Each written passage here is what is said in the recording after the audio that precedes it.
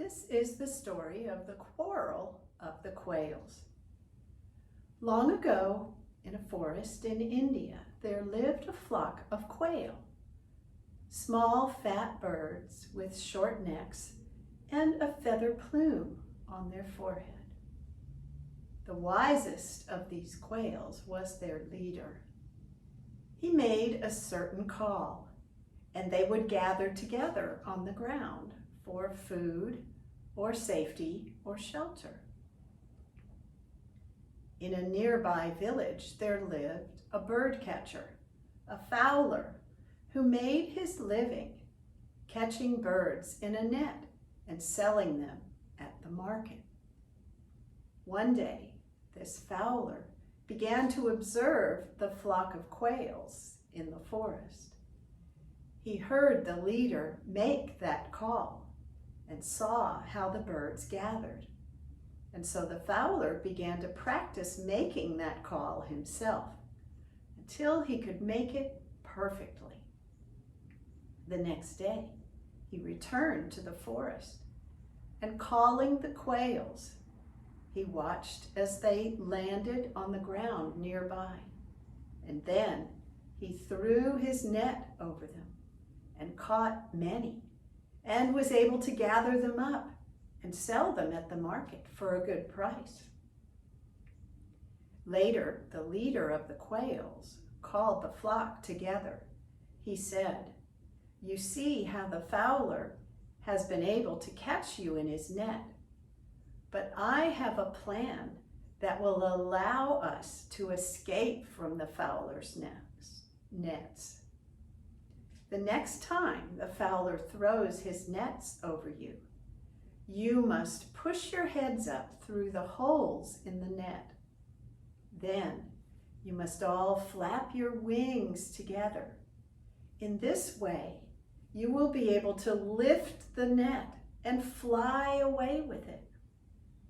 Then land on a bush and crawl out from under the net, leaving it on the bush. In this way, you can fly away to safety and freedom." The next day, the fowler called the flock of quails, and they gathered nearby. But when the fowler threw his net, they followed the plan of their leader. When they felt the net on their shoulders, they thrust their heads up through the holes in the net and flapped their wings until they were able to lift the net and fly away with it. They landed on a nearby thorn bush, and crawling out from under the net, they left the net there hanging on the cruel thorns and flew away. The fowler spent many hours disentangling the net from the cruel thorns and repairing it. The next day, he called the quails, and they came. But when he threw his net over them, they once again followed the plan of their leader. Day after day, the quails worked together to escape the net. And the fowler began to think that he might never again be able to earn his living from this particular flock of quails.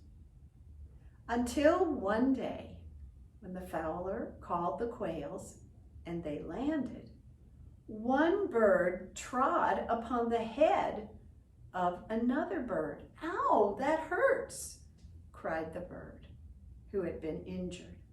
"Oh, I am sorry," said the first bird. "You did that on purpose," said the second bird. No, of course not. I would not hurt you." "Oh, yes, you would. You've never liked me," grumbled the second bird. Now these two birds quarreled together until every bird in the flock took the side of one or the other in this argument. Hearing the quails quarreling, the fowler threw his net over them. And now, instead of acting together, they all began to quarrel.